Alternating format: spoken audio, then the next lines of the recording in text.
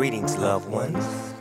Let's take a trip. It's time for Amanda Exclusivo. Hi everyone, welcome back to the Amanda Exclusivo. You guys, I have the fiercest in the game from the circle. It's Chris. Hi, Amanda. Thank you for having me. Hi, Chris. How are you? Honey, I feel great. I slept well. My microblading eyebrows are healing just nicely. Great. Thank you so much. I actually went and got them microbladed the other day, and no one in my friend circle, nobody told me that microblading is a tattoo. And so I'm such a wimp. I don't have tattoos. I'm scared of stuff like that. And so when I was laying on the table, my eyebrows are being numbed and taped over, and I was like, what is the numbing cream for? She's like, it's a tattoo, right? And I was like, no. But I couldn't wimp out. I was too far into it now. And I thought, Amanda, that microblading was getting henna, like henna strokes, but it's not. No. I get them waxed, see? Oh, it looks good, honey. You're very blessed you have thick eyebrows. Mine are very thin, so I had always wanted them to look a little more Middle Eastern, full, thicker, and I did it. And I can tell anybody out there now with certainty that microblading does not hurt, but that's probably because I was numb. You didn't feel anything. They numbed you. Not really. Maybe just at one point when the numbing cream was fading away, I could feel like it felt like mini paper cuts. So it stings a bit. And so she numbed me some more when I told her I could feel it, and then I was good. I'm scared of needles. I don't think I want to get a tattoo at all. Oh, honey, I'm right there with you. I'm terrified of needles, but I've been overcoming a lot of fears, Amanda. Girl, getting braces before they put them on. That. How's that been? Yes, it's been wonderful. Before they put them on, they had to do all the fillings and all that. And girl, that big old needle went in my mouth like 8 times. They kept jamming it in, and luckily I didn't feel anything. So we're overcoming fears. Good. That's what you're doing this quarantine? We're overcoming fears. We're losing weight. Good. I see in fashion. You have your own line. Well, I do. We pulled it down a few months ago. I had launched my merch line because a lot of the fans have been asking. They wanted fresh as the lettuce, Godfidence. They wanted all the shirts. Lettuce. I love their hashtag. Thank you. They wanted all of that. And so I gave it to them. And right when I released it, something in my spirit said something's not right. I started watching the news. I started seeing the energy of the people. A lot of the fans kept writing me. They're like, Chris, we need your voice. And I was like, oh my God, you're right. The whole Black Lives Matter, everything was taking off. There was a lot going on in the country. And I said, you know what, let's pull this down. It's time to stand with the people and use my voice for good. Because before the circle, I was all about, and I still am, about politics and voicing my opinion. And I said, oh, y'all want to hear what I got to say? Y'all asked for it. I'm going to just let y'all know. And I lost a lot of followers for it, but I don't care because at the end of the day, I'm on the right side of history. I'm standing with those who need voices out there. And I can sleep well at night knowing that at the end of the day, I never aligned myself with liars and hatred and dividers and all of that stuff. So. Good for you. I love that you're an advocate for this. This is amazing. And did you know that you wanted to talk about this more when you were on the circle? Because you had a lot of beliefs as well that you shared with everyone in the group. So what made you go on the show? Well, I went on the show because I really am, first and foremost, I'm very spiritual and I always get these feelings of intense conviction that something's coming or I need to do something. And the circle came right at a time where my morning news program that I was a part of here in Dallas was a syndicated morning show. I was the pop culture guy, had come to an end after a year. I had made a cameo on my friend Alyssa Edwards' reality show, Dancing Queen. Oh, and cool. It was really cool how things were just playing out. And then after Dancing Queen debuted and it got all the success and all that, a few months after that, I'm at my aunt's house and I'm uploading my podcast at the time that I had called The Gag. And I get a call from Melissa Edwards and she's like, there's this new show coming out. It's called The Circle. And I said, girl, I think I kind of heard of that somewhere on the internet. She goes, yes, they're about to call you in 20 minutes, bitch. And I think you would be perfect for this show. And I said, well, girl, give them my number. I'll take the call. Let's do it. And so I took the call. I was talking to a casting agent. We hit it off really nicely, but I didn't get no special treatment. I was literally like everybody else, and I had to audition, and it was one of the longest auditions ever. And by the grace of God, it was God's plan for my life, and I made it on the show. That's amazing, because I've heard about the show from so many of my friends. They're like, you have to watch The Circle. I'm like, okay, I'm in quarantine, add something else to my list to watch on Netflix. Oh, I know that's right. My mom and I were hooked. It's addictive. It is definitely addictive. I'm so thankful for how all the cards went down. For anybody who hasn't watched it at this point, I don't want to ruin anything, but I'm very grateful what place I landed on. I'm thankful for the entire experience. It changed my life, Amanda, overnight. And I don't say that to sound like, bleh, but it really did. It really did. And I'm just like blown away, even to this day. I say that none of us have really gotten to enjoy the success of The Circle because of the quarantine and COVID and everybody. Right when it was taking off, it got a second wind that made it even bigger because of the quarantine. But none of us could go out. A lot of the gigs I had planned, like college speaking events or hosting Gay Pride in Houston with all that, a lot of that got canceled. And so we've just been hunkered down at home. But now that things are easing up here in Dallas where I live, the times that I do get to go out to the mall or to the store or whatever, it's insane the way the fans react. And none of us have really gotten to enjoy any of that or see the scope of how big this is because we've just been locked up. I know, but have you had any crazy fan moments? I'm sure you have, because everyone loves you, Chris. Oh, thank you, my love. And I love everyone too. I send all my love to everybody. We're all God's children. And look, let me tell you, right before COVID really took off, there's a entertainment district here in Dallas called Deep Ellum.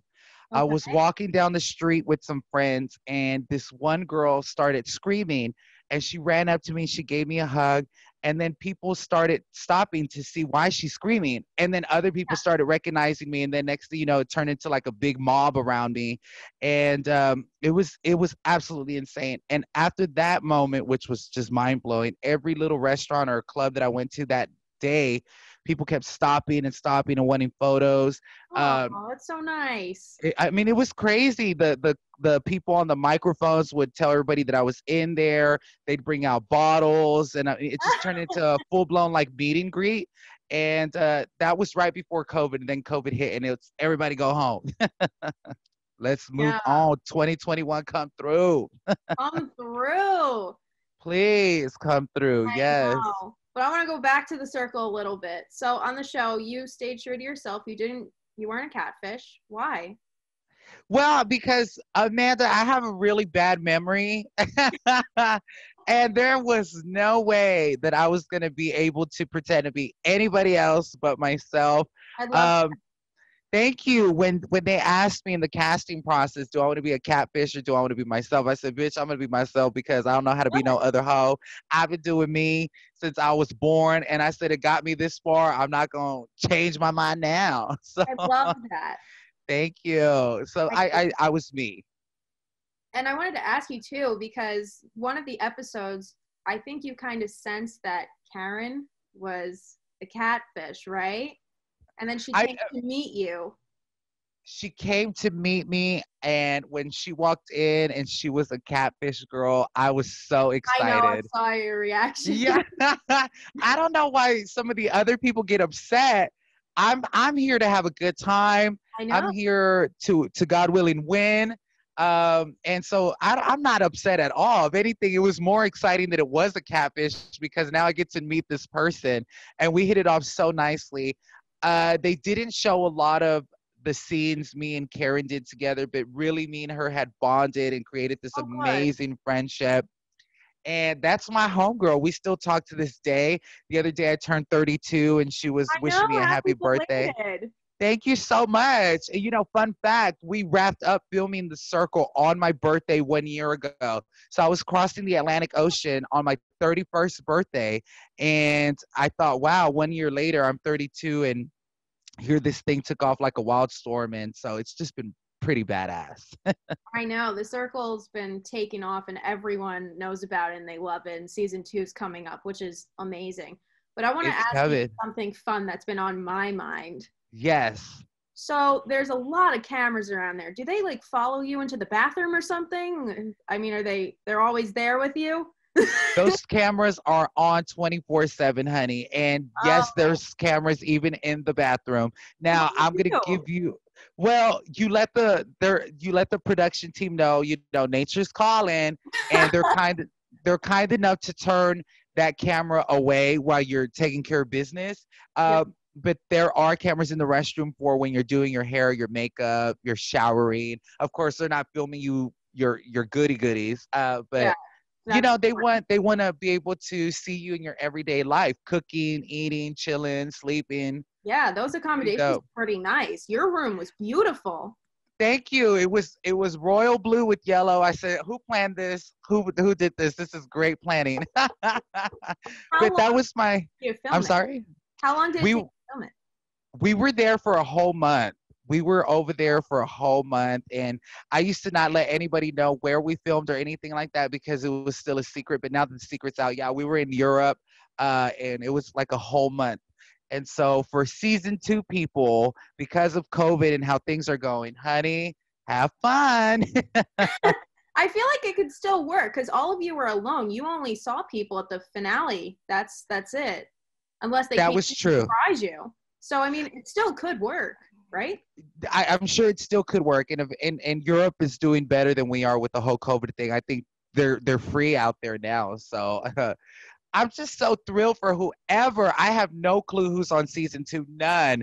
But I hope that another queen gets on the show because, you know, you got to support the queens. I know. I was absolutely team Chris. My mom and I love you. Like you're, even though like I just met you today.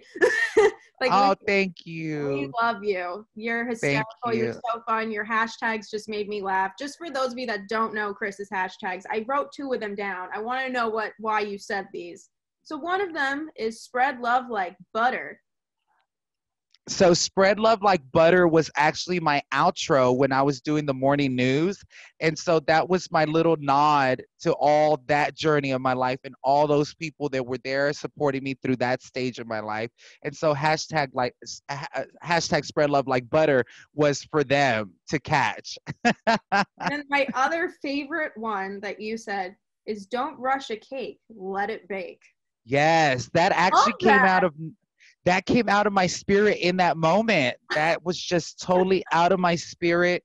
And it was for that moment and it worked. And I'm glad you like it. It really, I mean, that's some good life wisdom. Absolutely. Another thing that you do that I love is I love your snack breaks, Chris. I mean, you're just so real and you're like, you know what? I got to have snack. Like, God. God. Oh, honey, yes. I'm a snackaholic. So I think that's why. And you see, great minds think alike. And I think that's probably why I have put on like a good 5-10 pounds a few months ago from this COVID stuff. Just snacking in the middle of the night, bored, eating Cheetos. I know. It's just funny because I would see you, messaging people in the chat and you're like, you know what? I'm just going to have a snack. Have a snack, honey. Ain't nothing else to do. Let's talk to these hoes and eat. How did it feel being an influencer sometimes? That had to be a lot of fun. Well, I became an influencer right away, which blew my mind away. First and foremost, I didn't know how to play the circle. I'm learning as I go. And for me to have reached influencer status so quickly, I said, damn, I really came through like a disco ball. I said, I'm so proud. If you watch that episode, I'm actually a little emotional because for me, being on the circle, I would refer back mentally to RuPaul's Drag Race. I'm such a big Drag Race fan, and a lot of my friends are actually alumni from Drag Race. And so, we go way back. I could tell you so many of these famous people that I go way back with for years. And so me getting on the circle, they're like, bitch, we knew it was coming for you. We just didn't know when, but your time finally came. And so when I became an influencer, I just kept thinking how proud my friends who were on Drag Race would be to know that I just got here and I'm already winning.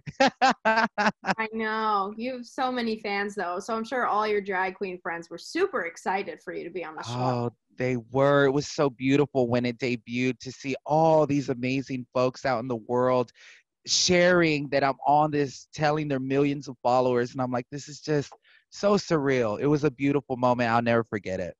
I know. There's so many people that are fans of yours. I keep telling you that I'm a fan. You're just so Thank amazing. you. Thank you. And it means so much to have amazing folks like you out there supporting my journey and where I'm Sure. headed. And so cool. Thank you so much. What's next for you? Well, I really have a gut feeling, Amanda. Another gut feeling, like I told you earlier. I think there is no limit anymore. I really don't. Everything that I have ever prayed about between you and I has manifested. Everything, every single thing in its own way has manifested. And so now I'm just in a state of dreaming bigger.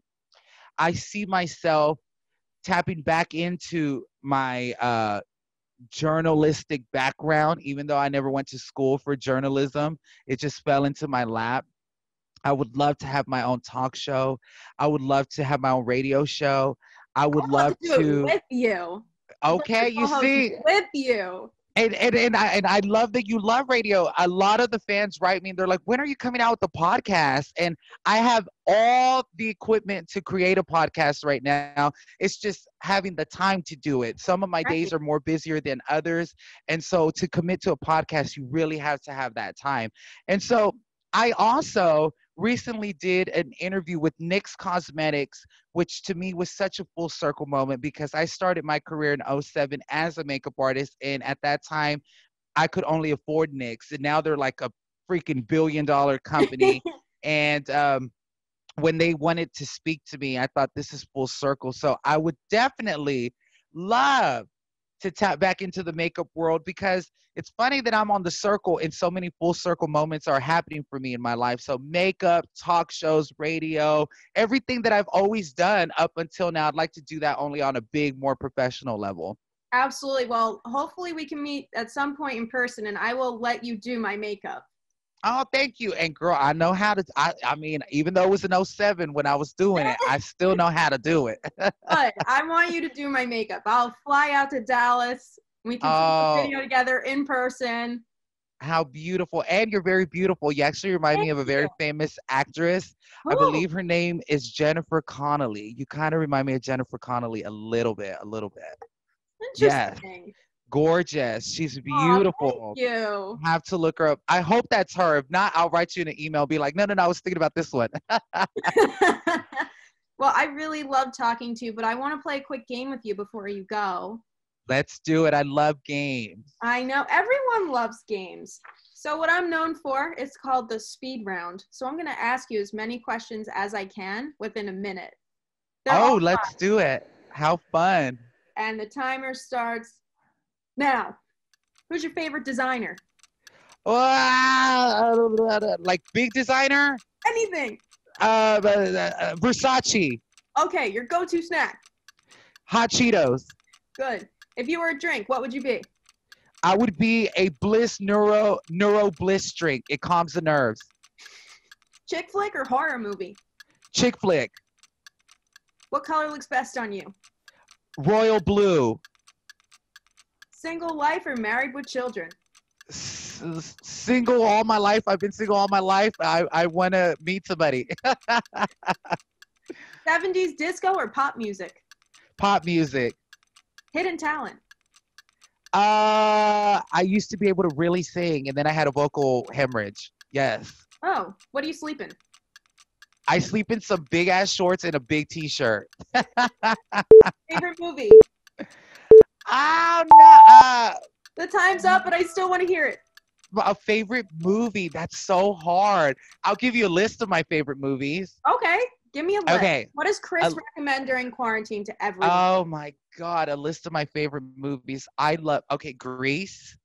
I love the original Grease. I love Hairspray. I love Pretty Woman. I love She's All That, Romy Michelle's high school reunion, Clueless, Mean Girls, Never Been Kissed. I've seen all of them. Yeah, aren't they the best? I love The Yes. Prince of Egypt, all Haven't the seen that Disney one. classics. Oh my! Speaking of Prince of Egypt, I really feel that they should bring it to life the way Disney's bringing their catalog to life. I think DreamWorks needs to bring Prince of Egypt to life with all its legendary songs and all of that. I have a movie list, so everyone keeps adding stuff onto my list. I'm a rom-com girl, so if you have Yes. anything to add to my list. Oh, well, everything I said, you said you've already watched. Like, I love Titanic. And, oh, I also love epic movies. If you haven't seen the new Mulan movie, it's so good. Heard And it I has have, Disney Plus, so I got to check it oh, out. Well, I really appreciated talking to you. You're the best. thank I can't you. thank you enough. You're great. Thank you for having me, Amanda. I wish you all the best in your career. Keep going. Don't stop the music. And dreams do come true. I'm telling you, they do.